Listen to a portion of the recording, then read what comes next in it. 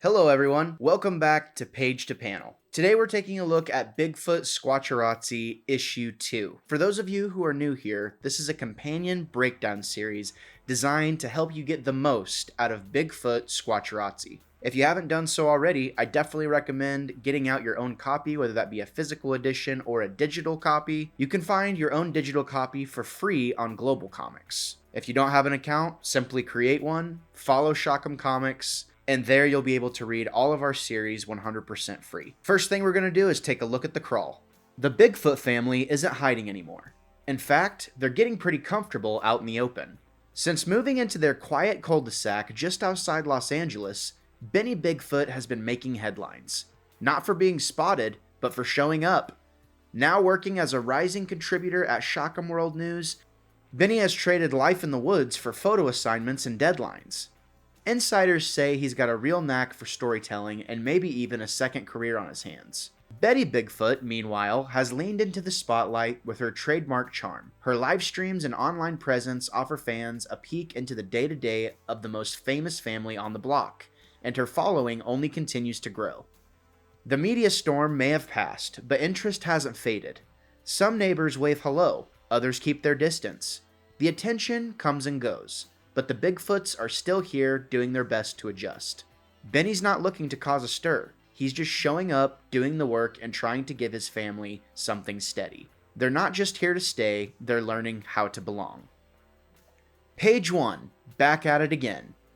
Benny Bigfoot sits in his editor's office at HOGAN World News, now a rising photojournalist. So obviously this is our splash page for issue 2 of Bigfoot Squatcharazzi, and it's pretty straightforward. Benny's impressed the boss, and now he's being given more responsibility. We're not wasting any time, we're just throwing you directly into the action. Page 2, Mission in Branson. Benny's editor Heather praises his recent work and offers him a top secret assignment at a premiere in Branson, Missouri. I really like these opening pages because, there's nice warm colors. We're kind of making an early promise here with the color story, like, hey, this is going to be, kind of easy, uplifting, and just kind of fun. We've talked about it before, but the whole reason we're able to do Bigfoot Squatcharazzi is because of the Bigfoot Fun Park in Branson, Missouri. So if you ever find yourself in that part of the country, I definitely recommend you check it out, and check out the Bigfoot Squatcharazzi escape room while you're there too. In fact, this entire issue is an homage to that escape room, and we are very proud to be able to be a part of it. Benny's actually pretty optimistic for this new opportunity though inside the comic. Even though Benny seems like this, assignment is kind of sus at first, he still comes around at the end and is excited for a new adventure. Page 3, The Good News. Excited for his new assignment, he then snaps a picture of a cat. Benny walks to his car and video calls his wife, Betty, to share the news. On page 2, it's referenced that Benny likes to even take pictures of things in his free time now, not just for work, and we kind of show that on page 3. He's snapping a photo of a cat. Funny story, whenever we were working on this page, nothing happens with this cat in this issue, just so you know. And Pablo brought it up. He's like, dude, don't you know Chekhov's gun? Like, it should go off before this issue is done. I wanted it to be really, really clear that we were telling a continuous story, and I put that there on purpose so that we could call back to it in the future for those who are really paying attention. And that is definitely a trend you will see amongst all of our comics here at HOGAN. Things are done very intentionally. Again, it's nothing like too deep or too serious, but we try and set things up to where they can either have payoff in the issue that you're reading, or perhaps payoff in an issue or two down the line. So make sure you're paying attention to the small stuff. It matters. This page is pretty straightforward though. After he takes a picture of the kitty, he says he has to call Betty with the good news. He gets into his Squatchmobile and it's obvious that, he's pretty big for the cab there. The phone's real tiny. And again, we're just having a good time. He's basically FaceTiming Betty. It's wholesome vibes across the board. And that continues in page 4. So let's move on. Page 4, Chatting with Betty. Betty is overjoyed and they plan to make it a family trip. So we really wanted to hype up Branson in this page because there is a lot of cool stuff to see and a lot of cool stuff to do in the town. Bigfoot Fun Park is one of those things. You should definitely do it if you ever find yourself in that area. But on this page, I definitely wanted to show kind of the more upbeat and bubbly side of Betty's personality. And she's really rooting for Benny, and she's excited for this new opportunity. She's obviously in full mom mode. She's got Daisy and panel 5 down there. And I gotta be honest, when I wrote this page, this was the first script I ever wrote. And trying to write this conversation between these two people, basically like a FaceTime conversation, it was actually really intimidating to me. Writing well is hard, and I would never claim to be a great writer or anything like that. I think you have way more of an appreciation for it whenever you find yourselves in situations where you're writing something yourself and how difficult it can be to get an idea across that is cohesive. And obviously, I write the scripts, Emma edits them. That's the only way that they're actually digestible as comic books. But still, I remember this page in particular kind of stumping me, and, I didn't really feel confident in my writing yet.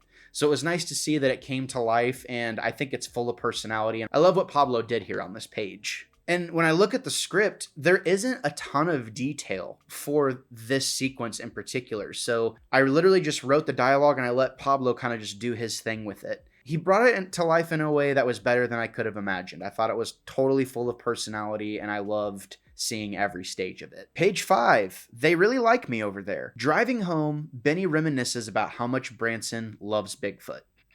So on page 5, I definitely thought it was important to show that even though this is a parallel universe, Bigfoot is still known in this universe, and he's popular, especially around the Branson area. Again, another nod to the Bigfoot Fun Park and all the cool stuff that you can do there. It simultaneously, allowed us to kind of give a nod to the fun park while also building out the world and telling you, hey, people know about Bigfoot. It's not just in Los Angeles where he lives. It's actually including a place like Branson. Again, nothing too serious, just a fun page, wanted to build the world a bit. Page 6, Father of the Year. He pulls into the driveway and praises his son, Junior, for landing a skateboard trick. So page 6 is, again, kind of a tip of our hat to, old atomic, kind of tropey television, I Love Lucy, that sort of thing. The dad comes home, he's greeting the family, the family's welcoming him as he comes home. And again, the reason we do that is because a lot of reports of Bigfoot started coming to light around that time. So it just makes sense to kind of weave some of that lore into these characters in this world. I think it's important to show, that Benny loves his family and they're his whole reason for doing what he does. We definitely want to take every opportunity to show that Benny's family is important to him.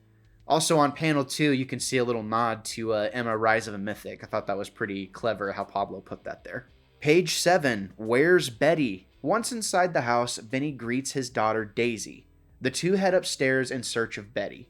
Page 7 is Daisy kind of steals the show. The idea of, Bigfoot having a family, not only having a family, but an atomic family, a son and a daughter. It's always been really important for us to make Benny's family feel just as important as Benny himself, or as significant, which is difficult because they're not on the page as much, but we definitely want to show that they're a good family and that not only does Benny love his family, but his family loves him too. And as you can see, panels 2 through 4, you really get a good look at Daisy and how cute she is. She's got a little Scottish Highland cow, which again is a nod to the Bigfoot Fun Park. They used to have a tour where you could go through and see all these Scottish Highlands. And again, it's really just an homage to that era of the fun park and all the cool stuff that was happening there. Also, another fun fact, whenever we were, working on issue 1 of Bigfoot Squatcharazzi, Pablo, our illustrator, had actually built out this entire house in 3D model first.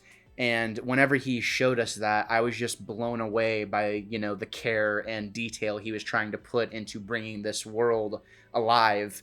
Early in development, we were saying, we would love this house to feel something like what you'd see in Family Guy or The Simpsons, or you watch old Golden Girls episodes and the house is always shown on the outside before you actually go into the interior and get into the meat of the show. We were definitely trying to inject some of that into this series and make the house feel just as much a character as the rest of the family. So obviously, Daisy's downstairs. She's kind of being left to her own devices.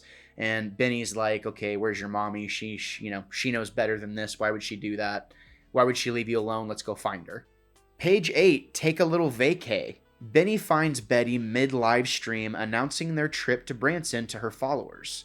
Benny is seen in the background of her stream, stunned that she revealed it online. So again, I'm going to reference how this was my first script multiple times throughout this, breakdown, for the simple reason that it was, and it was scary, and it was like, everyone's going to make fun of me. This isn't going to be any good. You just get in your head and it's really easy to judge everything that you say. And again, this was a page where I'm like, how do I make it feel like we're building anticipation or that something isn't quite right? Obviously, I kind of telegraphed that with Daisy being by herself on the previous page. And I think that's another thing too, is there's intent and thought put into every single action.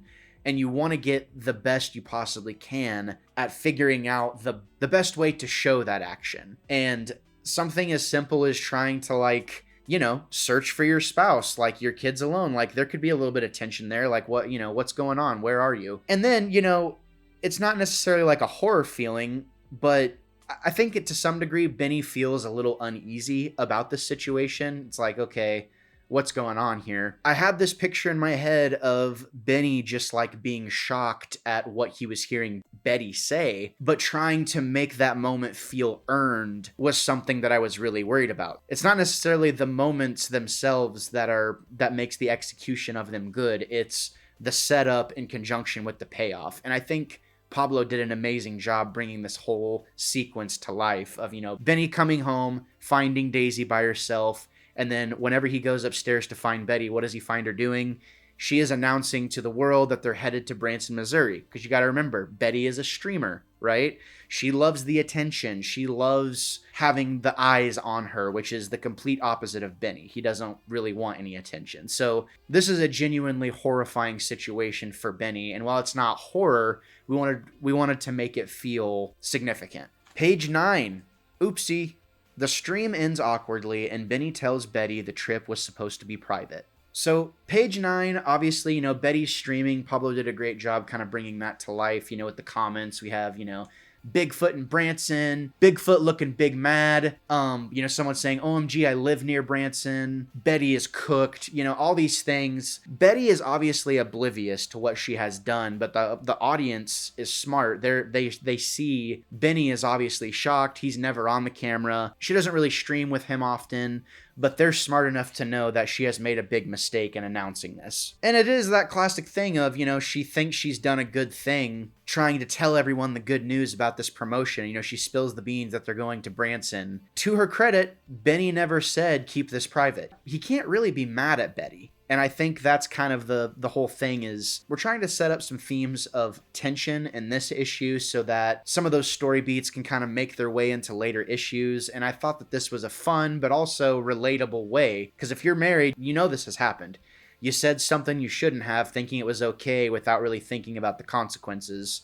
And that's exactly where Benny and Betty find themselves. It's like, oh, well, how are they going to overcome this? It's funny because it's not going the extra mile to communicate, which again, I believe is really relatable. Benny's not really blowing up in this moment. Like he's not freaking out. He's taking a second to collect his thoughts and to, figure out how he's going to deal with this. Page 10. This job's going to be tricky. A week later, the family watches the news from a Branson motel. Betty's stream has gone viral. So it's 1 week later, they're in Branson, Missouri. Obviously this clip has gone viral. Everyone's talking about it. And Benny's like, how am I going to make this work? How am I actually going to pull this off now? Which adds more to the tension, and all he says is this job's going to be tricky. He doesn't, throw any blame. He doesn't freak out. He's not holding it over her head a week later. That being said, though, I think Pablo totally nailed the atmosphere of this, this page. I think he did a really good job of capturing a vibe of what you might see in Branson, Missouri, if you're staying at a motel or something like that. Page 11, kiss and make up. Benny worries the job may be blown, but reassures Betty she didn't ruin anything. They share a sweet moment, and Benny heads to his job. So page 11, we kind of continue the themes of, are they going to be able to make up? Are they, are Betty and Benny, are they going to be at odds? Like, how's this whole thing going to shake out? And, over the course of 3 pages, we have taken... Yes, there is a conflict. Some time has passed. They have kind of been trying to deal with that conflict. And now on page 11, the conflict is resolved. He tells her, don't worry about it. It's going to be fine. I'll take care of it. And then once I'm done, we're going to relax. We're going to have, a little bit of vacation time, that sort of thing. I like the panel where we see all of the different cameras that he has. He's really prepared for any situation, and, he evidently takes his work very seriously. I loved that little, detail that Pablo put in there and the way he brought that to life. Nice little sequence we could kind of, contain within the story without drawing it out, but we did want to telegraph that there can be problems at times, there can be tension, which is funny because obviously they're the Bigfoot family, but they're dealing with human problems. So I felt like the sequence was a success and it got the point across, at least enough so to make you remember, things can kind of be off at times with Betty and Benny. But right now, he gives her a smooch, everything's all good, and, now it's time to get to work. Page 12, time to work. Benny has internal dialogue as he drives down winding roads. He finds the premier location and parks out of sight. So page 12, whenever I look back at this, obviously we see the Ozark Mountain Theater. There is 6 panels on this page. Looking back on it now, I probably would have done something more like 9 panels if I could do it over again to kind of illustrate, some diversity of, Branson landscapes and those sort of things. But you can only write as good as what you can, hindsight's 2020. You're always going to find stuff that you wish you could change now that it's already done. But ultimately, I like this page. I like showing off the Squatchmobile. I think he did a good job of showing, that is kind of like Branson area. It's very hilly. GPS can tell you you're 1 mile away, but it takes you, 15 minutes to get somewhere because of how many turns there are.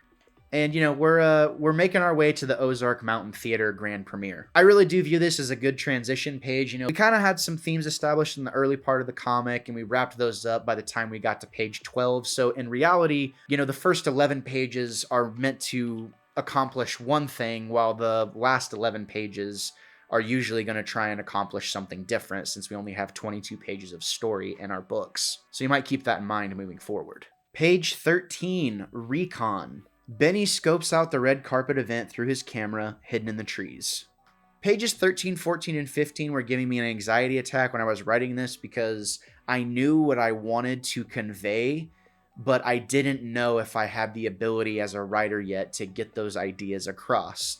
Luckily, I have Emma as an editor. Again, she brings stuff to the table that actually makes these comics feel readable. And because she does that, it makes it easy for Pablo to pick up on those themes and illustrate accordingly. I've played enough video games to know that you recon the area first before you just go in guns a-blazing. That's exactly what Benny was doing here. So, him kind of being out in the woods, we needed to establish that with our transition page on page 12, him kind of like getting up in the woods. And I knew that I wanted him to kind of be reconning with his camera. And then that would translate to a different perspective, almost like what you might see in a movie or something, where all of a sudden the thing he's looking at actually changes the perspective and we get a little bit different view at, what's going on with the plot. The whole premise is that Benny was invited to go to a movie premiere, and it was supposed to be a small occasion. Then it got out that Bigfoot was going to be in the Branson area, which led, super fans to speculate that he might be at this secret showing. When stuff leaks that feels important, people come a-running. They just do. A lot of people are at this event specifically looking for Bigfoot. So even though it's a secret showing, there's all this hubbub about it, going on.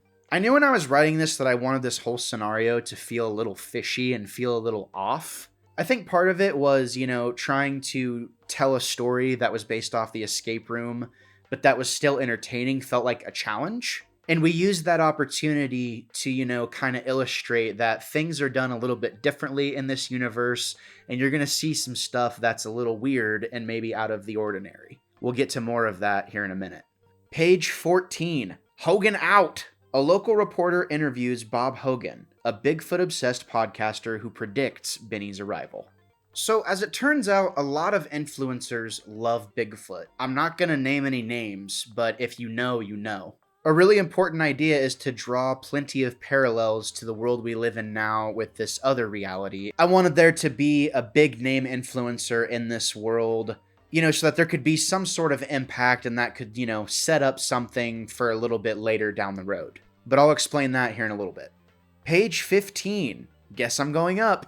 Benny has internal dialogue as he moves through the trees and contemplates how to get in. He scales the building to the roof, preparing to snap photos from above. One thing we've known we wanted to illustrate is Benny's superhuman abilities to get around. Usually it's jumping or performing acrobatic feats and, just doing things that you wouldn't necessarily expect. I think a big inspiration for that comes from like Looney Tunes and watching these characters do things that seem larger than life and nearly impossible, or they're doing these outlandish things with ease. And I definitely think that's something we wanted to make sure was clear in the first 2 issues of Bigfoot Squatcharazzi without trying to make it feel like it was an action comic. There is action, but it's not just an action comic. That's just one little piece of it. Page 16. The editor's gonna love this. He captures embarrassing shots of bored or sleeping guests through a skylight. A guard spots Benny and radios for backup. They sneak up behind him with taser guns. So in this universe, just so you know, movie theaters have skylights. I don't know why it's not more common nowadays, but I do know that they've existed at one time and may even exist, currently. So there's that. But in this universe, they're super prevalent, which is why Benny was able to sneak up on the roof and look down at the people watching the movie while he snapped some photos. So page 16, we kind of get this setup of, the guys looking, they see Benny on the roof.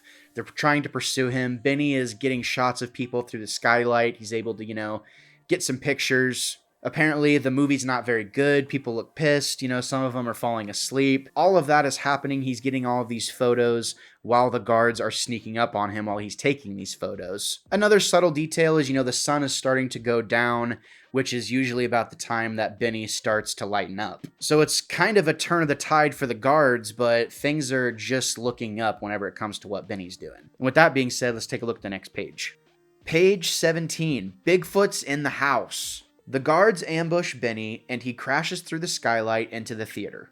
So this is my favorite page of Bigfoot Squatcharazzi issue 2. This is kind of the image that I had in my head when I was writing the script, like this was going to be the climactic moment, was Benny crashing through the skylight. And, all of the guests responding in different ways. There in panel 6, you can see Bob Hogan from earlier, kind of there on the left. There's other guards chasing him. I also thought this was a really fun way to kind of, again, tie us back to the fun park in Branson. Whenever you go into that escape room, it's set up like a movie theater. There's a big screen, there's seats, like this whole thing. It'll definitely be recognizable for anyone who actually does the escape room. But the only difference is there's not going to be a skylight in the escape room.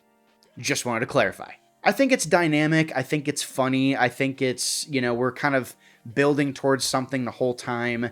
Again, it's just fun. It only gets more fun from this point on. We've said this before, Benny doesn't necessarily hate humans. He doesn't necessarily like them though, but he doesn't want to hurt them. So how does he evade these humans? Page 18, Deus Ex Machina. Surrounded by guards, Benny runs for the exit, but gets tased and falls to the floor.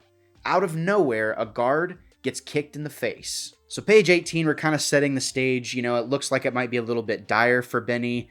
The guards are already in there waiting for him. They get on him pretty quickly. They even tase him on this page. And it's like, oh, this is the end for you, Sasquatch. Again, kind of continuing that idea that Benny doesn't want to hurt humans. He pushes that guy out of the way and he's like, sorry. Again, he doesn't want to hurt humans. He's more afraid of them hurting him than he is of hurting them. That was kind of a mouthful I just said. But anyways, he gets tased. The guard says, this is the end for you, Sasquatch. And then, out of nowhere, he gets kicked in the face. The guard does. By who? Let's see. Page 19. Bob Hogan? Bob Hogan fights the guards off and tells Benny to escape, but says he owes him an interview later. Benny agrees and escapes.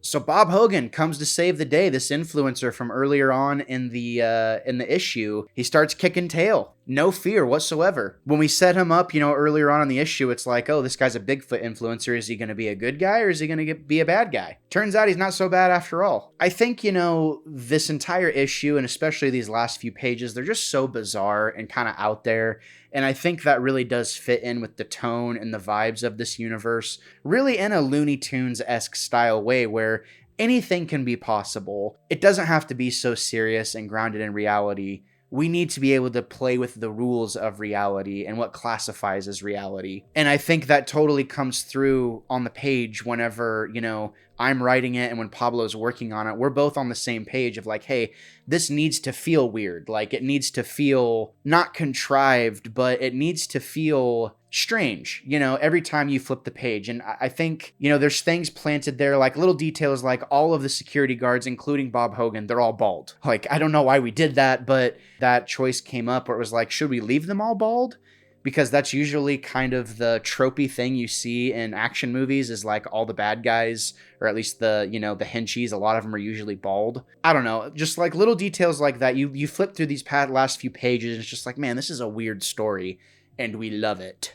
By Bob Hogan saving the day, though, he gives us an opportunity to set up something for a future issue, which is Benny giving him an interview for helping him escape. So keep that in mind as you pay attention to future episodes of Page to Panel. So yeah, anytime you see Benny trying to escape, you're really going to see us trying to channel our inner Jack Sparrow with these pages. We want it to feel natural, but we also want it to feel comical, and we want it to feel like it's a possibility. Like, if you were to see this on the big screen or maybe on Netflix, could you see this scenario playing out in this way? Does it feel believable, or does it feel like, do you buy it? Whenever I look at this sequence, of him entering into the movie theater and trying to escape, and he's trying to, the getaway, it's very similar to what we saw in the first issue. And in a lot of ways, I really do view this second issue as another first issue. It mirrors the first issue in a lot of ways. It kind of continues the themes and allows us to expound on those themes and maybe kind of look at it from a different angle, or maybe focus on certain things that we weren't able to focus on the first time. And whenever I think about this entire sequence, the last 4 or 5 pages or so, I'm just really proud because, again, I was really worried when I was working on this if these images were going to come across the right way.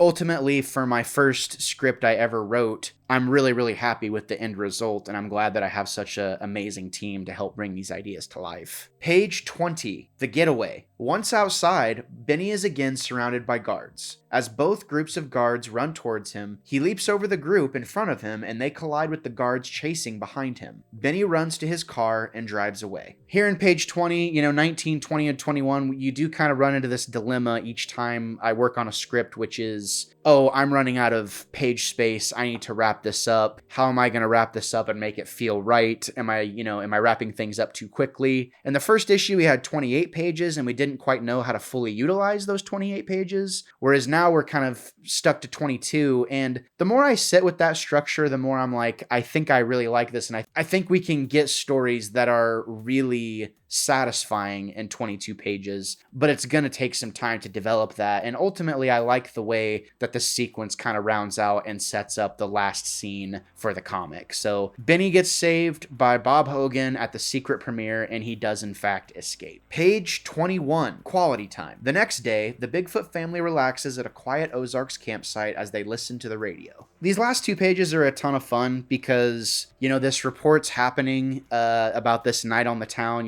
that Benny's had, and it looks like they're kind of laughing about it and having a good time. This is around the time where I start panicking because I know there's stuff that I have to set up to show that there is going to be a next issue, but how do I want to do that with these 2 pages that I have left? And I know this is the last sequence, so how can I make this feel interesting? We focused entirely on show. We focused on two lines of thought for show. We're showing you what's happening on the surface level, which is, the Bigfoots are just enjoying their little vacation. But whenever you look at what's being said on the radio, we have something else kind of going on that clashes with that, and again, kind of juxtaposes this sequence here. So in this page, we're really laying it on thick. We're trying to set up the big question. In that last panel, it says the questions still remain the same. And we answer that question on the last page. Page 22, The World is Watching. As the sun sets, the radio buzzes with rumors.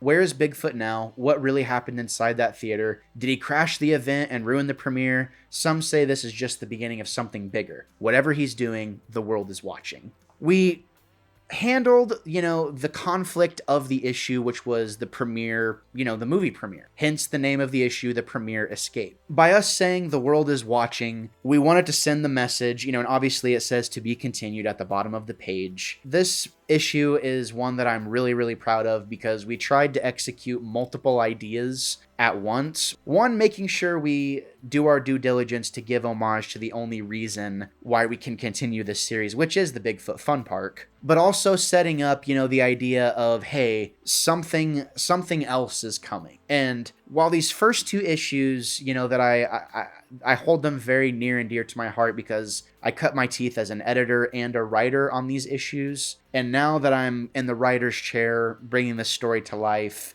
it's really interesting looking back on these first 2 issues and seeing how different they are than what we're currently creating. A lot of the spirit and a lot of the vibes of what we're doing is still there, but I have to tell you, if you've liked these first 2 issues, buckle up because we are doing something completely different in issue 3, but you'll just have to stay tuned for that, when the time comes. Or if you're watching this after it's already come out, definitely go check it out if it's available. I really loved working on Bigfoot Squatcharazzi issue 2. And just like that, page to panel, Bigfoot Squatcharazzi issue 2 comes to a close. I had a ton of fun talking about this. It was really cool to go back and see, my first script and see just how different things were about this part of the story.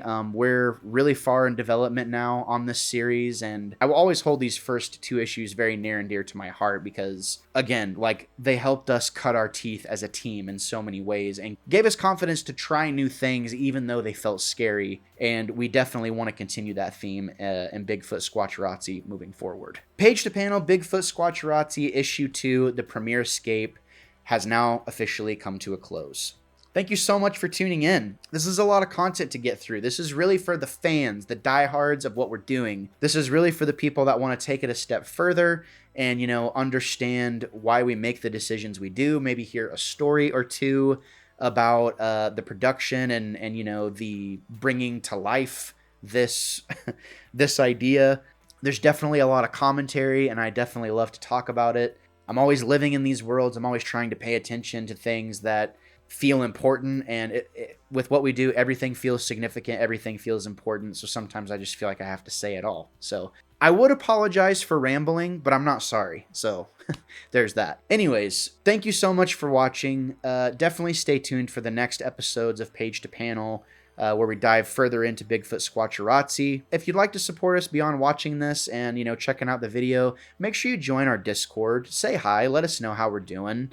If you want to check out our store, we have comics, we have merch, we have all kinds of stuff that you can check out. Make sure you're following us on social media also. All of those links are down in the description down below, and we would really appreciate any feedback that you have.